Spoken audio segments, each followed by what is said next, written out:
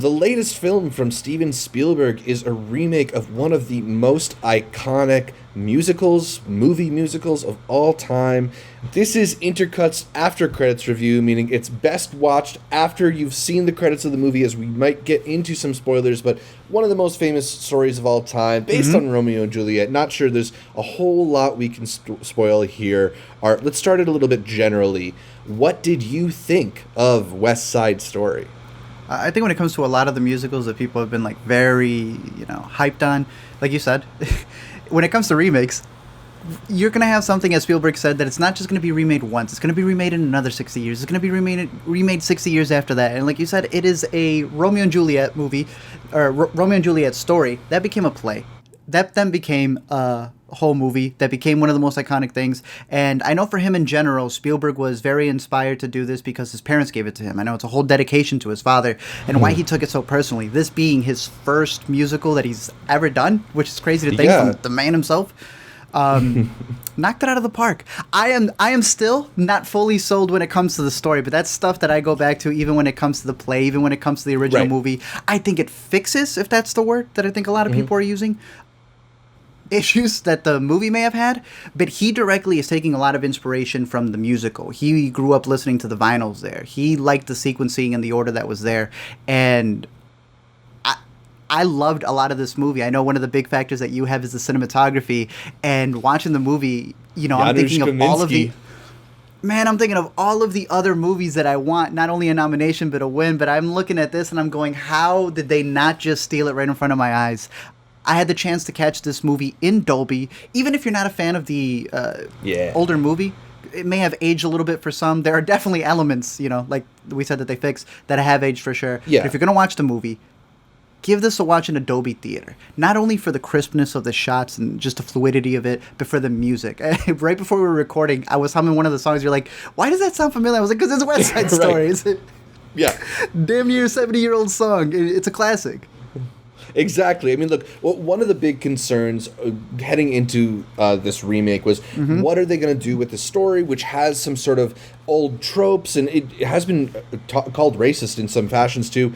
And also, what are they going to do with some of these things that are so iconic about it? Like, I know a lot of people were concerned when it was revealed that they would be ditching the iconic Jerome Robbins choreography. And what I think is that, like, it's still an old-fashioned story. It's still based on Romeo and Juliet, so some of the character motivations aren't necessarily going to feel the most, authentic, I guess. No, they do not. People fall very madly in love very quickly in this story, but that's just kind of like, I don't know if you can do that and still make West Side Story. At some point, you're making a different movie if you change stuff like that. True. But the reason that this show is so iconic is, like you mentioned, it's those songs and those iconic melodies and the dance too. Which, while this doesn't use that classic choreography, this was, of all the movie musicals we've gotten in recent years, one of the most dance-forward movie musicals, I think. And it benefited it in a great way. Like, I think one of the pleasures in getting to see stuff like this on the big screen is to see talented performers use their body in ways that the regular person can't. And Spielberg just shoots it so well. I think...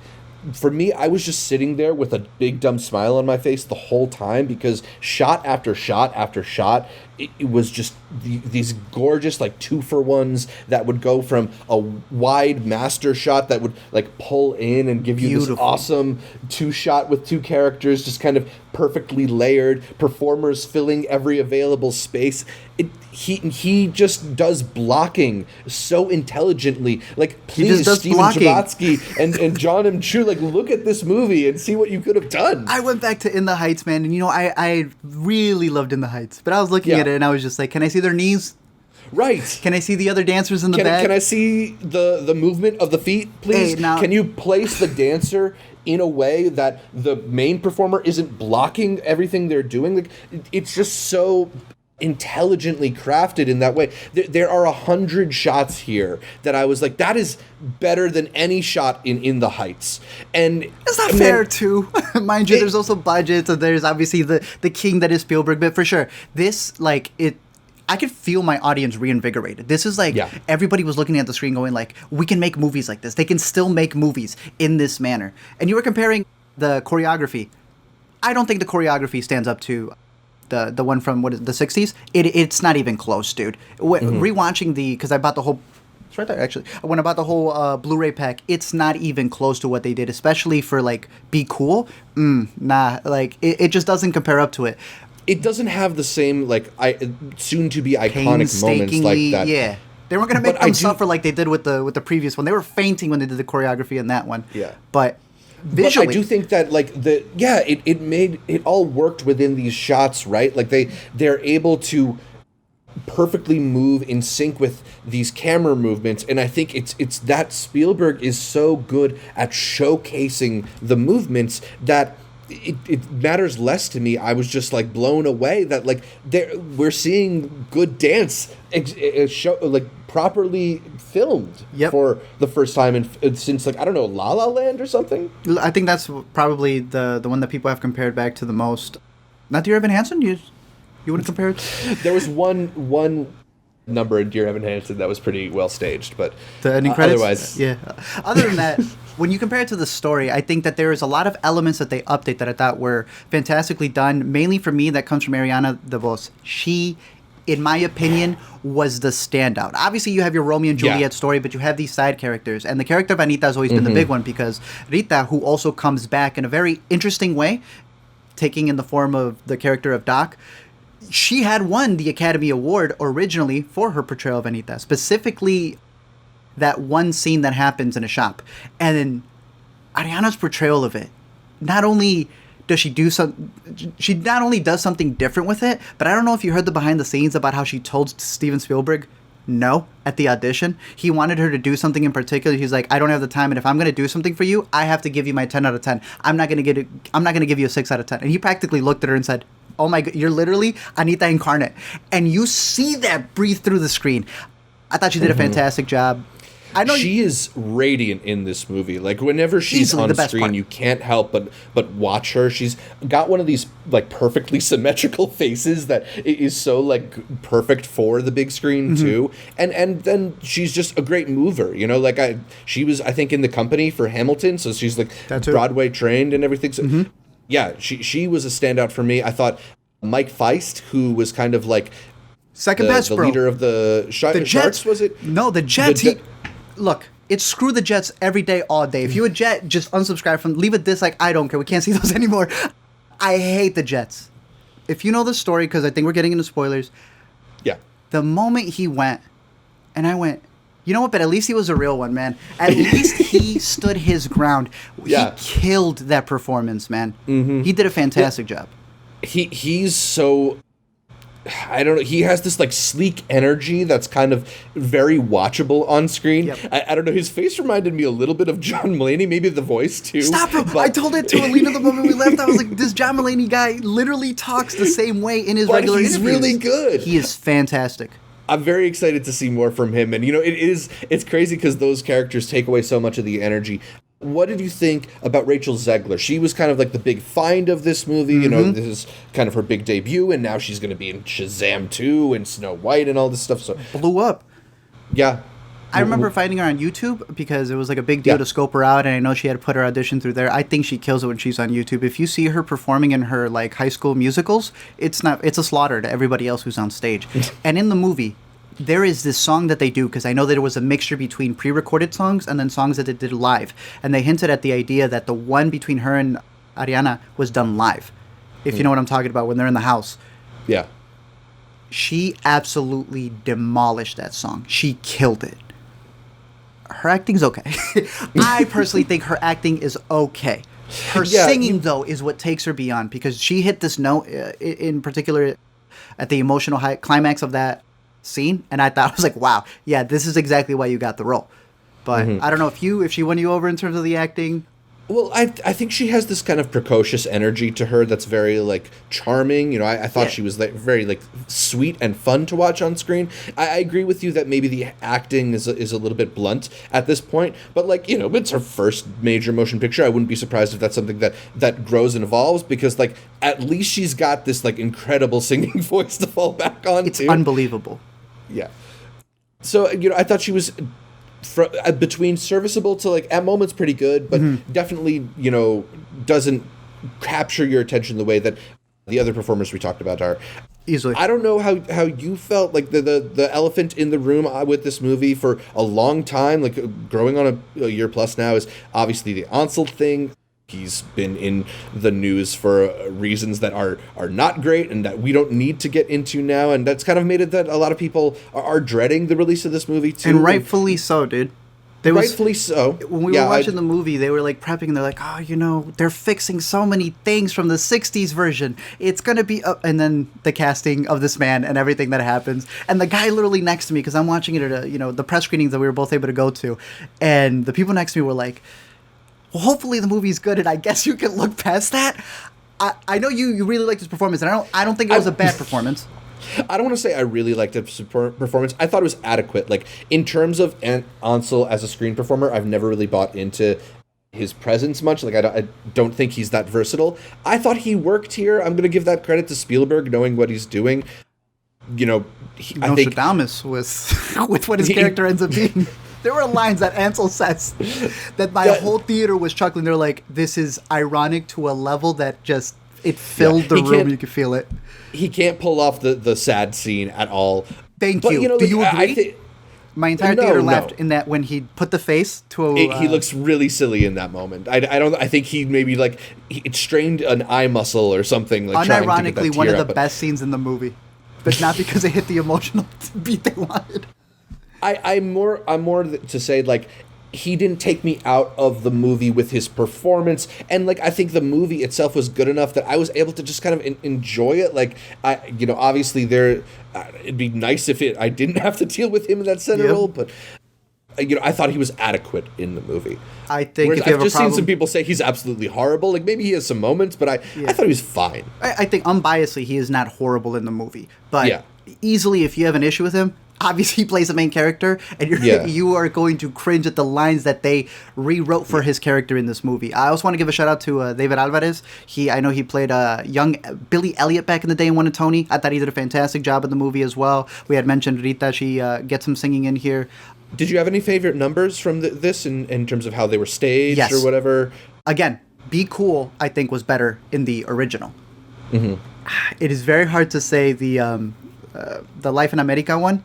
Moving it from the rooftops to the actual street, look fine. That's why I was humming it right before we came on. That it makes it so much better seeing them interact with everybody on the street, and that's where I know a lot of the behind the scenes has come, that they actually filmed this the same time they were filming In the Heights. So while they were filming In the Heights, they were literally around the corner filming West Side Story. So if you're making the comparisons, it's funny to see how vastly different the coverage was for both. But that was one of the hottest days, and because it was so hot, there have been all of the behind the scenes on them having to CGI out sweat stains, pit stains. Supposedly even for David, that he was sweating through his shirt so much, they're like... I mean, those clothes don't look too forgiving either. The entire thing had to be CGI'd out. I find that fascinating because that's another visual element to the movie that you can see how much of it is practical, but there's no doubt CGI in the movie. But it is there is like a beautiful that blend. CGI sheen to some of the landscapes, you know? Because it was actually, I believe, shot mostly in New Jersey, not New York, so they're you know, putting in different backdrops and stuff. It didn't bother me. I think Spielberg knows how to shoot these things well enough that, you know, it kind of just becomes the look of the movie rather than like this something that could seem artificial. That's fair. Do you have a favorite one? As far as favorite numbers, that whole dance-off in the school I thought was just so well staged and filmed. I also really loved the Officer Crumpkin number, which I did not expect to like as much as I did. And the way they switched it, Yeah, like, I just think, you know, it was so, like, clever in terms of its blocking. Again, like, I love when you are intelligent in terms of how you use characters in space, and I think it was like the bench that they used for the jail thing. Yeah, that stuff was so cool. And even to add on that scene, it's fun. The character of anybody's, the way that they were able to kind of, not too much, but they added a couple of scenes here and there. Obviously, in the original, that plays a big factor in where character of anybody's really wants to be a jet, and they're like, no, you can't fit in a jet. You're just a girl. Go over there. And they added a couple of moments with her. There's the character of anybody. They have a moment at the dance where the teachers really quickly are just judging the outfit, and then obviously there's the added lines when they're in the jail scene.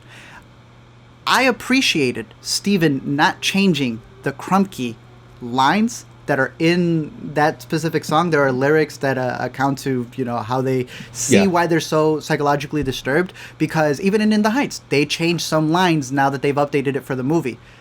I think not necessarily doubling down, but like sticking to it shows you the ideology of the Jets and why they feel the way they do, especially when they're interacting with the character of anybody's. But I really like what they fleshed out there, especially that one line, because I don't know how long ago you saw the original. The whole bit between anybody's is where they go, good job, buddy boy. And then anybody goes back, thanks, Daddy-O. I am so happy they cut the Daddy-O. For that alone, 2 thumbs up for the movie. Good update. Yeah, I will say, I think the ways in which it was updated are all really intelligent and not over the top. They're not heavy-handed. It's not like the woke West Side Story or whatever. But you're going to hear people say that, which is funny. People are going to say that because people are bad. But that's the original story. Yeah. You can hate the movie. Exactly. But that's the original story. Yeah. Continue, sorry. I think it was just... No. I was just going to say, I think it's all just done very carefully, very smartly. To me, it just improves on the original in a lot of ways. Maybe not in terms of some of the performances or in some of the choreography, but in terms of a lot of the other elements, to me, it's on the level with the original. I agree. A lot of people think the original's untouchable, and now they're like, well, actually, this new one's pretty good. This one's untouchable. And in 60 years, there'll be one that may be even better. But, in terms of the story, I think, you're right. There's no way in changing the core of what the movie is supposed to be. It highlights a bunch of extra stuff, but damn Maria.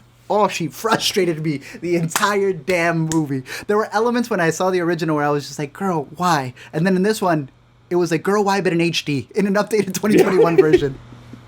But I would recommend it. It's obviously very long, and I think that was a big thing that factored into In the Heights, it being a 2.5-hour musical to see in theaters. But, I don't know, go see it at an Alamo Draft House or something like that with food if you can. Keep yourself safe, obviously, because it's, it's going to be in the winter. But I think it lived up to it. If you were excited for this movie, I think it delivers on all the dance numbers, and it's a good update. I don't know why I didn't have faith in Spielberg, man. We've been through this before. We do this every time. What's wrong with us? He is one of the great filmmakers. I gotta say, though, I think this maybe is my favorite film of his since War of the Worlds. War of the Worlds? Okay. I can't remember. Not the BFG? Ready Player One?